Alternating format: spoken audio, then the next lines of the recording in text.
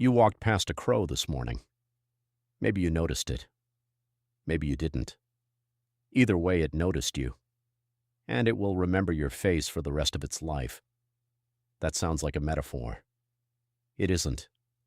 Crows are not just birds. They are something far older and far stranger than you have been led to believe. And the real answer to why they remember you, the actual biological, evolutionary, almost philosophical answer, is going to make you rethink every assumption you hold about what it means to have a mind. Start here. You have a face. And your brain is so obsessed with faces that it has an entire region devoted to nothing else. The fusiform face area, buried in the temporal lobe, lights up the moment a human face appears in your field of vision. It fires before you consciously register the person.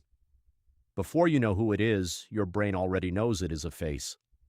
Neuroscientist Nancy Kanwisher at MIT spent years mapping this region, and what she found was striking. It is specialized, automatic, and deeply ancient. Your brain treats faces as the most important visual information in the world, not food, not predators, faces. Because for most of human history, faces were the map of your entire social universe. Who could you trust? Who was dangerous? Who owed you something? All of that lived in a face. Now here is the part that changes everything. Crows have the same obsession. They do not have a fusiform face area. Their brains are built nothing like yours. But in 2008, wildlife biologist John Marsluff at the University of Washington ran an experiment that nobody in science had quite expected. He and his team wore rubber masks, specific masks, with distinct human faces, while trapping and banding wild crows on campus. The crows were briefly captured, tagged, and released. They were physically unharmed. But something had happened to them, something that would take years to fully understand. The crows remembered the masks, not just for a week, not just for a month, for years. When researchers later walked the same campus wearing those same masks, the crows would dive bomb them, they would scold them from the trees, they would follow them, calling out, warning the entire flock. Other crows that had never even been trapped joined in. The anger spread, the information spread. A single bad interaction had been absorbed, processed, shared, and held across a wild bird population, indefinitely. Think about what that requires. You remember faces. But you remember faces because you grew up in a world built around social relationships. You went to school and learned names. You developed language to describe people. You had parents who pointed at strangers and said, "This is a friend, this is not." Your brain was scaffolded by a civilization designed to help you track thousands of social connections across a lifetime. The crow had none of that. It had feathers and a walnut-sized brain and a single bad morning. And it built a memory that outlasted years. Here is what the science tells you about why. Crows belong to the family Corvidae. Corvids, ravens, jays, magpies, crows have something neurologically unusual. Their brains are small in absolute terms, but relative to body size, corvid brains rival those of great apes. More specifically, the region that in primates handles complex thinking, long-term planning, and social cognition, the prefrontal cortex, has a direct analog in corvid brains called the nidopallium caudolateral. Evolution found the same solution twice through entirely different architecture. Scientists call this convergent evolution. The same pressure, living in complex social groups, tracking who is trustworthy, surviving by outsmarting, produced the same result in two completely unrelated lineages. Let that land for a moment. Your brain and a crow's brain are built from completely different evolutionary blueprints. Yours descends from a line of mammals that developed a layered cortex over hundreds of millions of years. The crow's brain descends from a line of theropod dinosaurs, the same group that gave rise to every bird alive today. You are not cousins. You are not even close. And yet the demands of social life, the relentless survival critical need to track relationships, remember enemies, anticipate behavior, push both lineages toward the same destination, complex social memory, the ability to hold a face and attach meaning to it. Evolution does not care about elegance, it only cares about what works. And remembering your enemies works. But memory alone is not the most astonishing part. Crows teach. When Marsluff's team ran follow-up experiments, they found that young crows who had never encountered the masked researchers, crows who were not even alive during the original trapping, still mobbed the dangerous face. They had learned it from their parents. They had learned it from the flock. The information moved horizontally and vertically through the population the same way culture moves through yours. A crow hatched in 2015 was angry at a face from 2008 because its mother told it to be. That is not instinct. Instinct is a crow knowing to fear hawks. This was specific. This was transmitted. This was, by any reasonable definition, cultural memory, and it mirrors something in your own deep past more closely than you might be comfortable with. Think about the oldest human communities.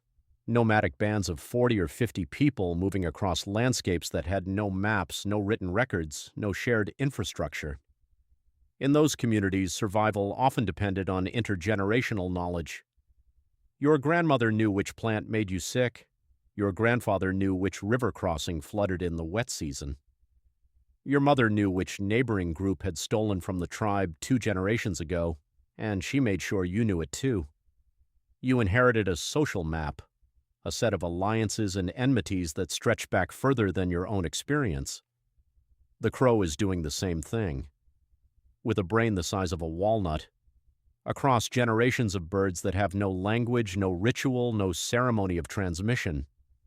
This changes the meaning of the word intelligence. You have spent most of your life assuming that the hierarchy of minds goes humans at the top, then great apes, then dogs and dolphins, then somewhere much further down, birds. Birds with their hollow bones and their repetitive calls and their tiny rigid faces. You probably learned the word bird brain as an insult.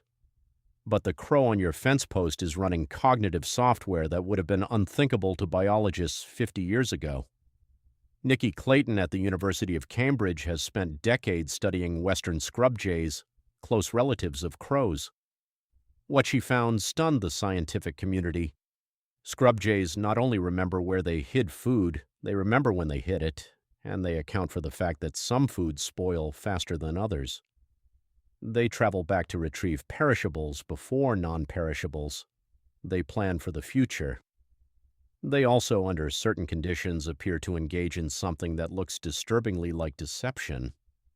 If a jay knows it has been watched while hiding food, it will go back and re-hide it in a new location when the observer is gone.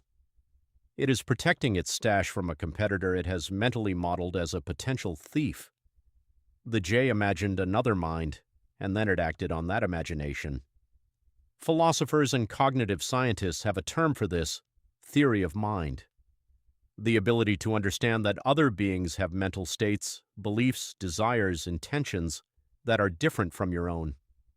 For a long time, theory of mind was considered a hallmark of human cognition. Then great apes were shown to have a version of it.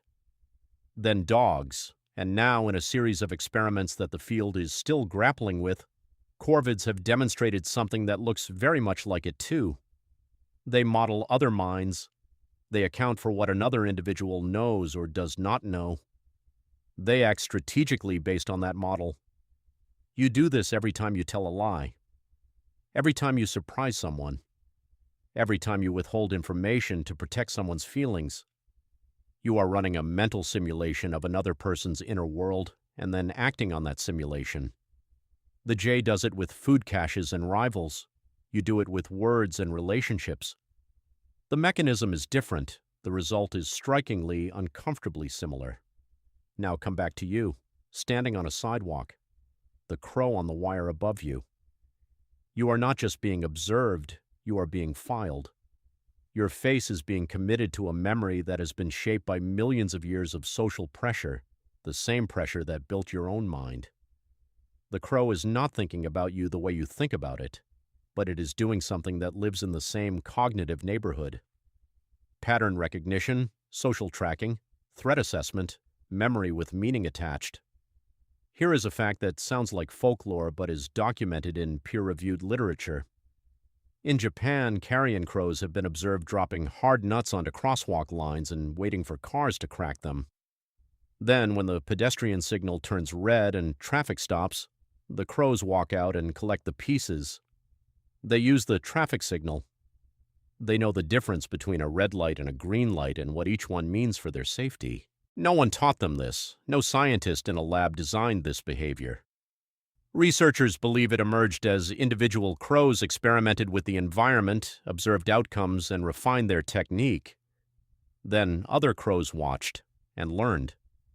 And the behavior spread.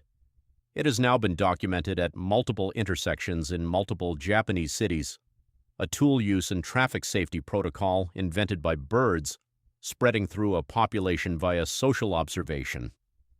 That is innovation. That is cultural transmission. In a crow. This is a bird that has been on this planet far longer than you have. The crow lineage is ancient.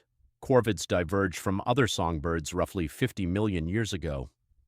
Modern crows have been anatomically similar to their current form for millions of years before your species walked upright. They watched the first hominids leave the African savanna. They were already established on every major continent before Homo sapiens developed language. They have watched continents shift. They have watched whole ecosystems rise and collapse. They have navigated ice ages and droughts and the slow unfolding of every human civilization from the first agricultural settlements to the city you live in now. And they adapted to every single one. This is not an accident. Crows are one of the most successful bird species on the planet precisely because of their cognitive flexibility. Most animals are specialists. They evolved to exploit one niche, one food source, one environment. And when that environment changes, they struggle. Crows are the opposite. They are generalists of the highest order. They eat almost anything. They live almost anywhere. They solve novel problems. And critically, they update. When the world changes, the crow changes with it. There is a particular kind of humility required to sit with that. You live in cities. Crows also live in cities, and they moved in not because you invited them, but because they assessed the situation and decided your infrastructure was useful. You solve problems.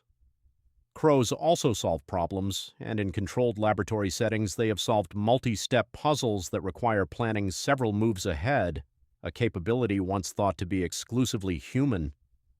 You hold grudges. Crows hold grudges, documented, transmitted, multi-generational grudges. You teach your children who to trust. Crows teach their children who to trust. You built language to transmit culture across generations. Crows built something that functions imperfectly but genuinely like culture, without language, without schools, without anything except attention and memory and time. Marzluff once said in an interview that his research fundamentally changed how he looked at crows. He stopped seeing them as pests. He started seeing them as neighbors. Complicated, intelligent, socially aware neighbors who were paying far more attention to him than he had ever paid to them. He began to notice that the crows near his home behaved differently around him after years of proximity. Not afraid, not aggressive. Something more like familiarity. They had filed him. They had categorized him. Safe, known, irrelevant. He had been classified by a bird. Ask yourself something. How many faces do you remember? You have probably met tens of thousands of people across your lifetime. You hold maybe a few hundred in clear focus. The rest blur into impressions, half-memories, faces without names. The crow on your fence remembers every human it has ever had reason to remember. It does not have the luxury of forgetting. Its survival has always depended on knowing who is a threat and who is not, and in a world where humans now dominate every landscape it lives in, you are the most important social category in its entire existence. You are the apex predator. You are the unpredictable element. You are the one who could feed it or shoot it or ignore it or tear down the tree it nests in overnight without warning. The crow is watching you the same way your ancestors once watched lions.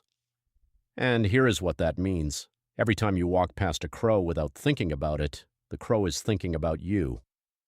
Every time you assume the bird on the wire is just a bird, the bird on the wire is running a cognitive process that evolution spent 50 million years perfecting.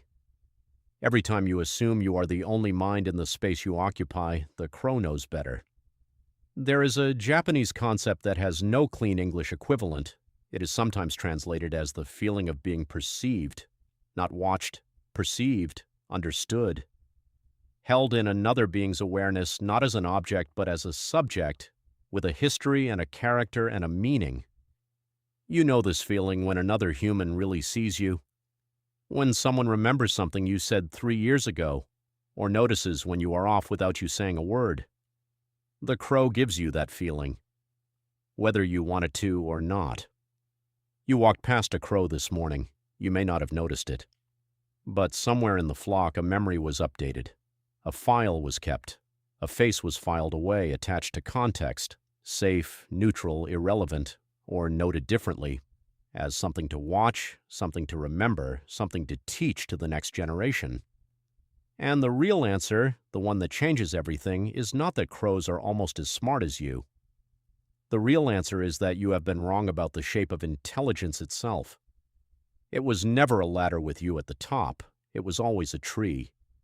Wide, branching, ancient, full of minds working on the same problems from completely different directions: how to survive, how to remember, how to know who to trust. The crow on the wire this morning already knew that. It has known for 50 million years